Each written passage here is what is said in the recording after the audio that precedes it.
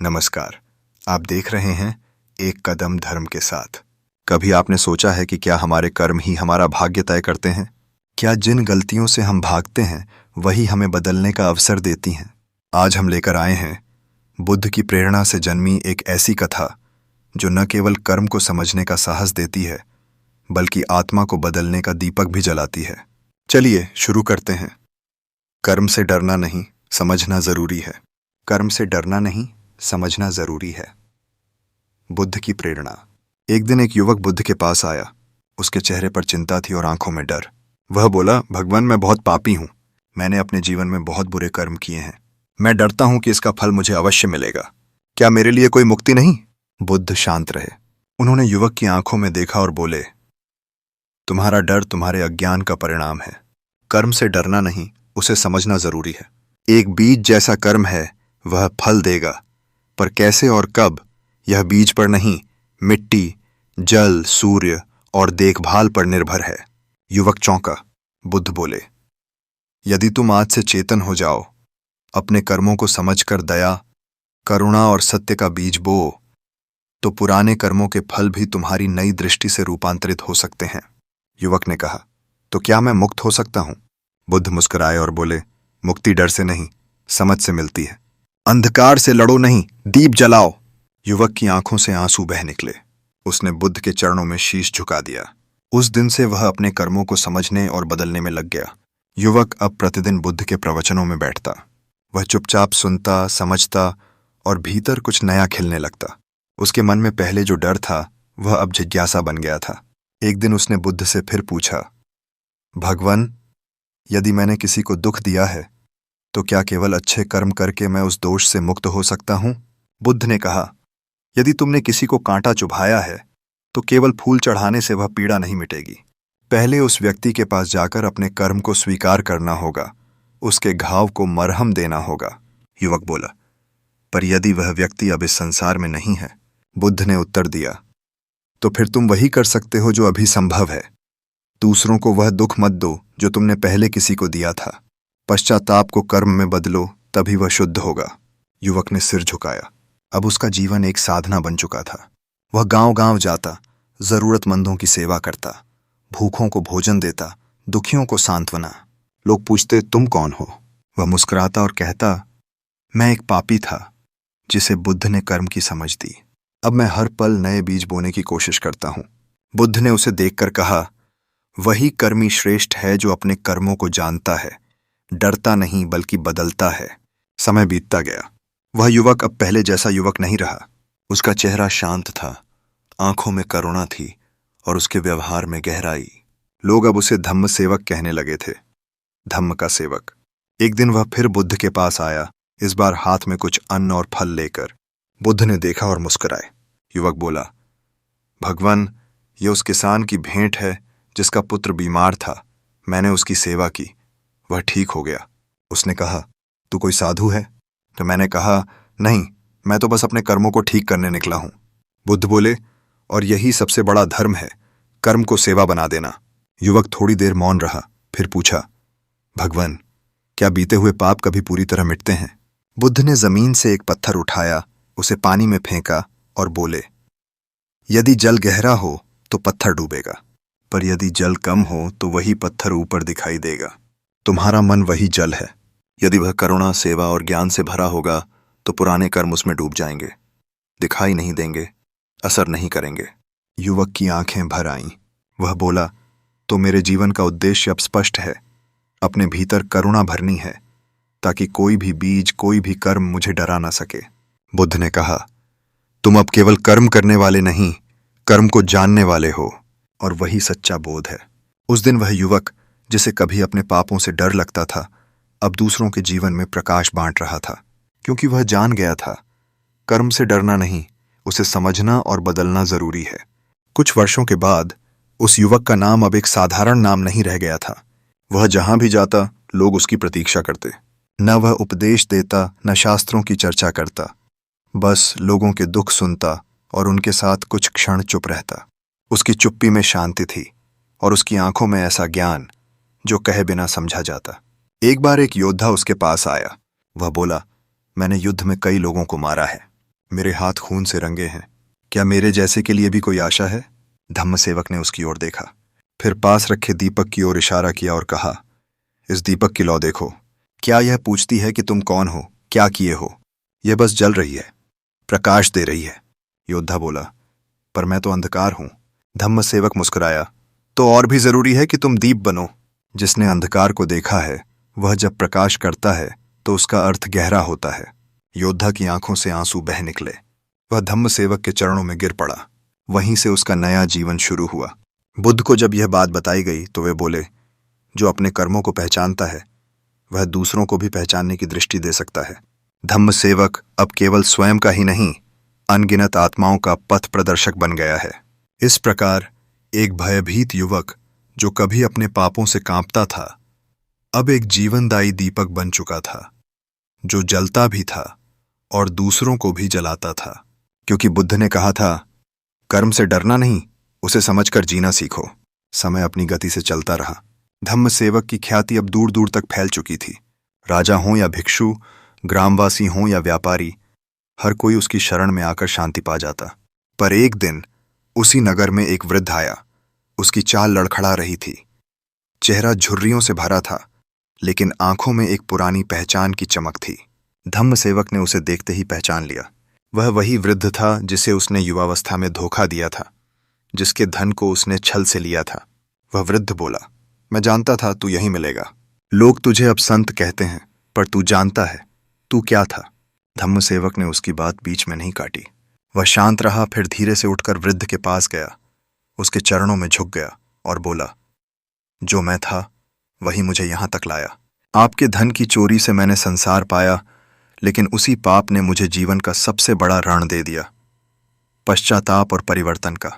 आपके सामने सिर झुकाकर मैं न केवल क्षमा मांगता हूं, बल्कि शपथ लेता हूं कि इस जीवन की हर श्वास अब सत्य और सेवा को समर्पित है। वृद्ध की आंखों में आंसू आ गए। उसने कहा, अगर तू सच में बदल गया है तो तेरा यह झुकना मेरे लिए सबसे बड़ा धन है। अब मैं खाली नहीं, पूर्ण होकर जा रहा हूं। बुद्ध को जब यह प्रसंग बताया गया तो वे बोले, जब तक कर्म का सामना नहीं किया जाता, बोध अधूरा रहता है। धम्म सेवक ने आज जो किया वह केवल क्षमा नहीं थी, वह मुक्ति थी। धम्म सेवक अब और भी मौन हो गया था। उसका जीवन अब एक प्रवचन बन चुका था, जहां शब्दों की जरूरत नहीं थी, केवल कर्म ही थे जो बोलते थे। क्योंकि अंत में बुद्ध का यही संदेश था, कर्म से डरना नहीं, उसे स्वीकारो, समझो और उजाले में बदल दो। धम्म सेवक अब वृद्ध हो चला था। उसके बाल सफेद हो गए थे, चेहरा झुर्रियों से भर गया था, लेकिन उसकी आंखों की गहराई वैसी ही थी, शांत, दयालु और सब कुछ जानती हुई। एक दिन वह एक वृक्ष के नीचे बैठा था, जहां वह वर्षों से लोगों को सुनता और उन्हें मौन में उत्तर देता आया था। तभी एक छोटा बालक उसके पास आया। उसके हाथ में एक टूटी हुई लकड़ी की गाड़ी थी। वह बोला, बाबा, मेरी गाड़ी टूट गई।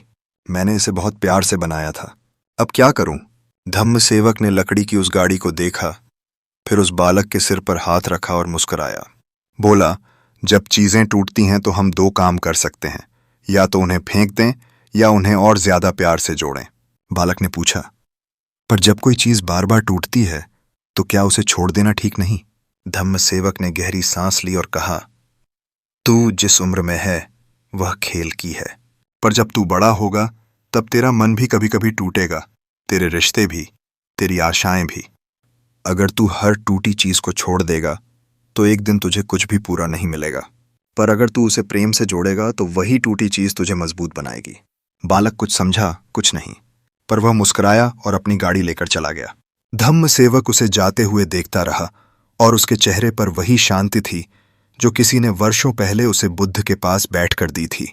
शाम ढलने लगी थी, आकाश में सूर्य अस्त हो रहा था। धम्म सेवक ने अपने आखिरी शिष्य को बुलाया और कहा, सुनो, मैंने जीवन में एक ही बात जानी, कर्म से डरने वाले बहुत मिलते हैं, पर उसे समझकर जीने वाले कम होते हैं। तुम उनमें से बनो जो कर्म से भागते नहीं, उसे बदलते हैं। शिष्य रोने लगा। धम्म सेवक ने उसका हाथ पकड़ा और अंतिम शब्द कहे, बुद्ध ने जो दीप जलाया था मैंने उसे थोड़ा और बढ़ाया। अब यह दीप तुम संभालो, प्रकाश फैलाते रहो ताकि कोई और अंधकार में डरता हुआ उसे देखकर साहस पा सके। उस रात धम्म सेवक इस संसार से चला गया, मौन में, शांत, जैसे एक दीप हवा में विलीन हो गया हो, पर उसकी रोशनी अब भी रह गई हो, क्योंकि उसने जीवन भर यही सिखाया था। कर्म से डरना नहीं, उसे समझना, स्वीकारना और प्रेम से बदल देना ही सच्चा बोध है। धम्म सेवक के जाने के बाद उसका शिष्य आर्यदत्त उस वृक्ष के नीचे बैठने लगा जहां कभी उसके गुरु बैठते थे। लोग अब उसके पास आने लगे, वही प्रश्न, वही पीड़ा, वही डर और भ्रम लेकर। आर्यदत्त सबकी बातें सुनता और हर उत्तर में वह अपने गुरु की आवाज महसूस करता। एक दिन एक धनी व्यापारी आया। वह बोला, मैंने बहुत धन कमाया है, बहुत दौलत जुटाई है, लेकिन मुझे शांति नहीं मिलती। क्या मैं भी धम्म सेवक बन सकता हूं? आर्यदत्त ने मुस्कुराते हुए उत्तर दिया, धम्म सेवक कोई नाम नहीं होता, यह एक भाव है। जिस दिन तू अपने धन को बोझ नहीं, सेवा का माध्यम समझेगा, तू उसी दिन धम्म सेवक बन जाएगा। व्यापारी ने पूछा, पर मैं सेवा करूं भी तो कैसे? मैंने तो जीवन भर केवल लेना सीखा है। आर्यदत्त ने कहा, तो अब देना सीख। कर्म का यही रहस्य है। जो तूने लिया है वह तुझे तात्कालिक सुख दे सकता है, पर जो तू देता है वह तुझे स्थायी शांति देगा। व्यापारी ने उसी दिन अपने गांव में एक अन्न क्षेत्र और एक चिकित्सा केंद्र बनवाने का निर्णय लिया। लोगों ने आश्चर्य से देखा कि जो कभी स्वार्थी था वह अब करुणा से भरा हुआ व्यक्ति बन गया। धीरे धीरे धम्म सेवक की शिक्षाएं गांव-गांव, नगर-नगर फैलने लगीं। आर्यदत्त केवल उत्तर नहीं देता था, वह लोगों को जीने का तरीका सिखाता था। हर जगह दिए जलाए जाने लगे, बुद्ध के नाम से, धम्म सेवक की स्मृति में और अपने भीतर के अंधकार को हराने के लिए। एक बार आर्यदत्त से किसी ने पूछा, क्या धम्म सेवक फिर कभी जन्म लेंगे? उसने शांत होकर उत्तर दिया, जब भी कोई मनुष्य अपने कर्मों से डरने के बजाय उन्हें समझने, स्वीकारने और बदलने का साहस करेगा, वहीं धम्म सेवक जन्म लेंगे। हर युग में, हर काल में, क्योंकि प्रकाश को कोई रोक नहीं सकता। और यही बुद्ध की शिक्षा थी। कर्म से भागो मत, उसे बदलो। डरो मत, दीप बनो। धम्म की यह ज्योति अब बुझने वाली नहीं थी। वर्षों बीत गए। आर्यदत्त अब वृद्ध हो चला था। उसकी भी चाल धीमी हो गई थी, लेकिन उसके भीतर धम्म सेवक की प्रेरणा अब भी अग्नि की तरह जल रही थी। उसने एक दिन अपने 4 शिष्यों को बुलाया। वे सब अलग अलग नगरों से थे, कोई ब्राह्मण कुल से, कोई शूद्र, कोई व्यापारी का पुत्र और एक अनाथ बालक। आर्यदत्त बोला, अब समय है जब यह दीपक 4 दिशाओं में जाए। मैंने जो पाया वह तुम तक पहुंचाया, अब तुम इसे संसार को दो। पर याद रखना, धम्म का प्रचार शब्दों से नहीं होता, कर्मों से होता है। एक शिष्य बोला, गुरुदेव, यदि लोग हमें अस्वीकार करें, हमें तिरस्कार करें तो क्या करें? आर्यदत्त मुस्कुराया, तब तुम और शांत हो जाना, क्योंकि जिस बीज को धरती नकार देती है वही बीज सबसे गहरे जाकर सबसे मजबूत वृक्ष बनता है। दूसरे शिष्य ने पूछा, हम दूसरों को बदलने कब लगें? आर्यदत्त ने आंखें बंद की और बोला, जब तक तुम स्वयं को हर दिन थोड़ा थोड़ा न बदलो, तब तक किसी और को छूने का प्रयास मत करना। धम्म बाहर नहीं, पहले भीतर जागता है। तीसरे शिष्य ने पूछा, गुरुदेव, क्या यह मार्ग कठिन है? उत्तर आया, कठिन नहीं है पर सच्चा है, और सच्चाई हमेशा भीतर की सबसे कमजोर जगह पर चोट करती है। यदि तुम तैयार हो उस चोट को स्वीकारने के लिए, तो यह मार्ग तुम्हारा है। अंत में अनाथ बालक, जो अब युवक बन चुका था, धीरे से बोला, गुरुदेव, आपने कहा था कि धम्म सेवक फिर जन्म लेते हैं, क्या मैं भी वही बन सकता हूं? आर्यदत्त ने अपनी आंखें खोलीं, उसकी ओर देखा और कहा, नहीं, तुम बन नहीं सकते, तुम हो। बस अब अपने होने को पहचानो। कर्म से मत डरो, उसे देखो, समझो और उसी को अपना पथ बना लो। धम्म सेवक कोई नाम नहीं था, वह एक चेतना थी जो अब तुम में है। 4 शिष्य सिर झुकाकर निकल पड़े 4 दिशाओं में, और वह वृक्ष जहां एक युवक ने कभी डरते हुए बुद्ध से प्रश्न किया था, अब एक जीवित प्रतीक बन चुका था।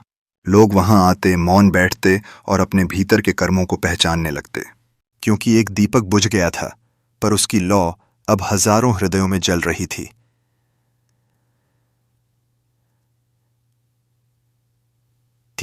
और यही था बुद्ध का चिरंतन संदेश।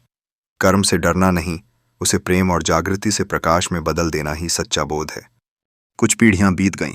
आर्यदत्त के 4 शिष्य अब गुरुओं के रूप में स्थापित हो चुके थे। उनके शिष्यों के भी शिष्य हुए और धीरे धीरे धम्म की वह ज्योति समस्त भारतवर्ष में फैलने लगी। लेकिन समय के साथ साथ कुछ स्थानों पर धम्म केवल शब्दों का ज्ञान बन गया। लोग प्रवचन देने लगे, पर भीतर का परिवर्तन छूट गया। दीपक जलते थे पर रोशनी भीतर नहीं उतरती थी। इसी बीच एक युवती, मायानी, जो एक राजघराने में जन्मी थी लेकिन आत्मा से प्रश्नों से भरी थी, एक दिन अपने राज्य से निकल पड़ी। वह सुन चुकी थी, धम्म सेवक कोई व्यक्ति नहीं, एक चेतना है जो कभी भी कहीं भी जन्म ले सकती है। वह वर्षों तक चारों दिशाओं में भटकी, वेद पढ़े, शास्त्रों को देखा, पर उसे वही गूंज बार बार सुनाई देती, कर्म से डरना नहीं, उसे समझो। अंत में वह उसी पुराने वृक्ष के नीचे पहुंची जहां कभी बुद्ध, धम्म सेवक और आर्यदत्त बैठे थे। वह वहां बैठी, आंखें बंद कीं और कई दिनों तक मौन रही। लोग आने लगे, पूछने लगे, पर उसने कुछ नहीं कहा। और फिर एक दिन एक बालक उसके पास आया और पूछा, क्या तुम साध्वी हो? मायानी ने आंखें खोलीं और मुस्कुराकर बोली, मैं वही हूं जो तुम हो, कर्म की यात्रा में एक राही। साध्वी नहीं, साधना हूं। बालक बोला, पर मैं तो डरता हूं, अपने किए हुए झूठों से, अपने गुस्से से। क्या मैं अच्छा बन पाऊंगा? मायानी ने कहा, तू अच्छा नहीं बनना, तू सच्चा बन जा। अच्छाई एक रूप है, पर सच्चाई एक शक्ति है, और शक्ति वह होती है जो अपने कर्म को पहचानती है, बदलती है और फिर उसे प्रेम से स्वीकारती है। उस दिन वह वृक्ष फिर जीवित हो उठा था। एक और दीपक जल उठा था, इस बार एक स्त्री के रूप में। अब लोग कहते थे, धम्म सेवक आए थे, आर्यदत्त ने उन्हें फैलाया, अब मायानी ने उन्हें भुलाए जाने से बचाया। और मायानी हर आगंतुक से केवल एक बात कहती, कर्म से भागो मत, उससे बातें करो, उसे समझो और देखो कैसे वही कर्म तुम्हारा गुरु बन जाएगा। क्योंकि बुद्ध का वचन समय से परे है। जब भी कोई आत्मा भीतर से जागती है, वह स्वयं एक धम्म सेवक बन जाती है। समय जैसे थम गया था। मायानी अब केवल एक नाम नहीं रही थी, वह एक प्रतीक बन चुकी थी, स्त्री शक्ति की, आंतरिक रूपांतरण की, और उस धम्म की जो केवल ग्रंथों में नहीं, हृदय की गहराइयों में बसता है। उस वृक्ष के नीचे अब एक छोटी सी कुटी बन गई थी, जहां दूर दूर से लोग आते, मायानी से कुछ नहीं पूछते, केवल बैठते और मौन में अपने भीतर उतरते। एक दिन एक सैनिक आया, थका हुआ, घायल, मन में पछतावा, चेहरे पर कठोरता। उसने कहा, मैंने आदेश पर कई लोगों को मारा, मैं कानून का पालन कर रहा था, पर अब हर रात वे चेहरे मुझे डराते हैं, मुझे नींद नहीं आती। मायानी ने उसकी ओर देखा और कुछ देर चुप रही। फिर उसने पास रखी मिट्टी उठाई, उसे पानी में मिलाया और उससे एक दीपक बना दिया। बोली, यह देखो, यह मिट्टी पहले बिखरी थी, किसी काम की नहीं थी, पर जब इसे एक आकार मिला तो यह दीपक बन गई, प्रकाश देने वाली। तुम्हारा जीवन भी ऐसा ही है। तुमने जो किया वह बिखरी हुई मिट्टी है, अब उसे नया आकार दो, प्रकाश का। सैनिक की आंखें भर आईं। वह कुछ न कह सका, बस उस दीपक को हाथ में लेकर चरणों में झुक गया। उस दिन मायानी ने पहली बार उस वृक्ष के नीचे एक सभा बुलाई। कई युवा, स्त्रियां, वृद्ध और शिष्यों को सामने बिठाकर उसने कहा, धम्म सेवक कोई एक व्यक्ति नहीं है, न वह बुद्ध तक सीमित था, न आर्यदत्त तक, न मुझ तक। धम्म सेवक वह चेतना है जो हर युग में पुनर्जन्म लेती है। जब भी कोई अपने कर्म से डरने के बजाय उसे समझने और बदलने का साहस करता है। आज से तुम सब धम्म सेवक हो। अगर तुम एक व्यक्ति को उसके भय से बाहर ला सके, अगर तुम किसी एक को उसके भीतर के दीप से मिला सके, तो तुमने बुद्ध को जिया है। लोगों की आंखों में आंसू थे, पर वे आंसू बोझ के नहीं थे, बल्कि बोध के थे। उस दिन से वह कुटी आश्रम बनी, आश्रम से परंपरा बनी और परंपरा से एक जीती जागती धारा बन गई। धम्म की धारा जो न नदी थी, न वाणी, बल्कि कर्म, प्रेम और आत्मजागृति की अंतहीन यात्रा थी। क्योंकि जैसे जैसे दीपक बुझते गए, वैसे वैसे हजारों और जलते चले गए। क्योंकि सत्य का कोई अंत नहीं, केवल पुनर्जन्म होता है। और यह कथा भी उसी पुनर्जन्म का हिस्सा है। क्योंकि तुम्हारा यह पढ़ना भी शायद किसी दीप के जलने की शुरुआत हो। मायानी की वाणी अब केवल शब्द नहीं रही थी, वह मौन में भी सुनाई देती थी। उसके स्पर्श से कई कठोर हृदय पिघल गए और कई पथभ्रष्ट आत्माएं अपने भीतर लौटने लगीं। उसके आश्रम में अब एक परंपरा चल पड़ी थी। हर पूर्णिमा की रात लोग वृक्ष के चारों ओर दीपक जलाते। कोई मंत्र नहीं, कोई भाषण नहीं, सिर्फ मौन। क्योंकि वहां कहा जाता था, जहां मौन बोलने लगे वहीं से बोध शुरू होता है। एक दिन एक नवयुवक आया। उसकी आंखों में जिज्ञासा थी, पर आवाज में विद्रोह। उसने पूछा, आप लोग बस चुपचाप बैठते हो, दीप जलाते हो और समझते हो कि इससे दुनिया बदल जाएगी? मायानी मुस्कुराई। वह उसे आश्रम के पीछे ले गई, जहां एक बहुत पुराना पत्थर पड़ा था, जिस पर वर्षों से पानी टपक रहा था, धीरे धीरे, बिना रुके। उसने कहा, देखो, यह पत्थर कठोर है, लेकिन पानी की एक एक बूंद ने इसमें निशान बना दिए हैं। बदलाव हमेशा हल्का शुरू होता है, पर यदि वह निरंतर हो तो पत्थर भी पिघल जाते हैं। युवक मौन हो गया। वह हर दिन आश्रम में आने लगा, मौन साधना करने लगा, और कुछ महीनों बाद वह वही युवक था जिसे लोग अब दीपशांत कहने लगे थे। मायानी ने एक दिन उससे कहा, तू अब तैयार है। तेरा काम यही नहीं, वहां है जहां शोर है, नगरों में, बाजारों में, उनके बीच जो खुद को भूल गए हैं। दीपशांत बोला, पर क्या मैं अकेला काफी हूं? मायानी ने कहा, तू अकेला नहीं। हर वो आत्मा जो अपने भीतर दीप जलाता है वो अकेला नहीं होता। उसके पीछे समय चलता है और सामने युग बदलते हैं। फिर एक दिन मायानी मौन में समाधिस्थ हो गई। उसकी अंतिम क्रिया कोई नहीं करता, क्योंकि वह स्वयं को मिटा नहीं गई। वह तो अब हर दीपक में, हर मौन में, हर कर्म में बोलने लगी थी। अब धम्म की धारा भारत से पार जाकर अन्य देशों तक पहुंची। दीपशांत अब नायक नहीं, साधारण वेशधारी एक राही था जो गांव-गांव जाता और सिर्फ एक बात कहता, तुम्हारा भय तुम्हारे कर्मों से नहीं है, तुम्हारी अज्ञानता से है। देखो, समझो और स्वयं को मुक्त करो, क्योंकि तुम भी धम्म सेवक हो, यदि तुम स्वयं को जान सको। कई और दीपशांत जन्मे, कई और मायानी उठी, और यह धारा कभी रुकी नहीं, क्योंकि यह कोई कथा नहीं, एक यात्रा है, हर आत्मा की जो कर्म से डरने के बजाय बोध की ओर पहला कदम उठाती है। और तुम जो अब तक यह पढ़ रहे हो, शायद अगला दीप तुम्हारे भीतर जलने ही वाला है, क्योंकि एक दीपक ही हजारों दीपों को जगाने के लिए काफी होता है। यह अंत नहीं, यह आरंभ है, और वही आरंभ अब किसी और की कहानी बन रहा था। गंगा किनारे एक छोटी सी कुटिया में एक बालिका जन्मी। नाम था प्रज्ञा। उसका जन्म सामान्य नहीं था, क्योंकि जैसे ही वह बड़ी हुई, उसमें मौन से बातें करने की कला थी और अंधेरे से न डरने का साहस। उसकी दादी हर रात उसे एक ही कथा सुनाती, धम्म सेवक की कथा। धम्म सेवक जो डरता था पर समझ गया, जो टूटा था पर फिर भी दूसरों के दीप जलाए। प्रज्ञा हर बार पूछती, दादी, क्या वह धम्म सेवक कभी लौटेगा? दादी मुस्कुराकर कहती, वो कभी गया ही नहीं। वो हर उस आत्मा में है जो सच की ओर पहला कदम उठाती है और डर से पीछे हटने के बजाय उससे आंख मिलाकर मुस्कुराती है। एक दिन गांव में भयंकर तूफान आया। लोग भाग रहे थे, चीख रहे थे, लेकिन प्रज्ञा उस पुरानी पाठशाला में जाकर छोटे बच्चों को एकत्र कर उन्हें शांत कर रही थी। डरो मत, हवा भी आएगी और जाएगी, पर हम वही रहेंगे, जैसे दीपक की लौ। गांव के बुजुर्ग चौंके। वो बोले, इस बालिका में कुछ है, ये तो मानो किसी पूर्व जन्म का स्मरण कर रही है। समय बीता, प्रज्ञा बड़ी हुई। उसने किताबें नहीं पढ़ी, लेकिन लोगों के चेहरे पढ़ना सीख लिया। वह जंगलों में बैठती, चिड़ियों से बातें करती और मौन से संवाद करती। एक यात्री वहां से गुजरा जो वर्षों से बुद्ध के शब्द खोज रहा था। उसने प्रज्ञा से कहा, क्या तुम मुझे बोधि वृक्ष दिखा सकती हो? प्रज्ञा ने हंसकर कहा, जो वृक्ष बाहर है वह तो केवल छाया देता है, बोधि तो भीतर का वृक्ष है।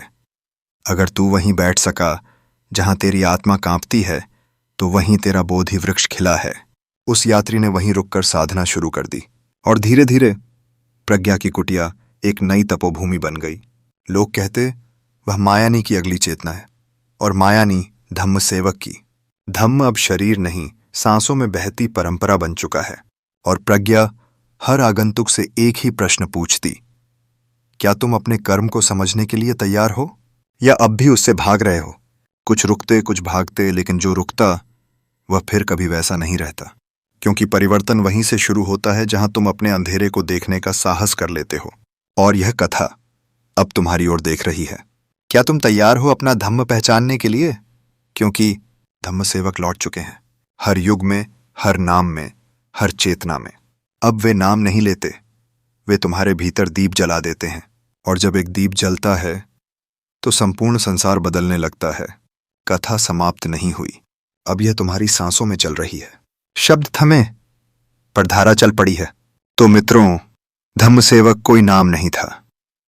वह एक चेतना थी जो आज भी हर उस आत्मा में जागती है जो अपने भीतर झांकने का साहस करती है। कर्म से भागने का नहीं, उसे समझकर बदलने का समय है, क्योंकि हर दीपक एक अंधेरे की चुनौती होता है। और कौन जाने अगला धम्मसेवक आप हों। ध्यान दें, सोचें और आगे बढ़ें एक कदम धर्म के साथ। हम फिर मिलेंगे एक नई कथा, नई प्रेरणा के साथ।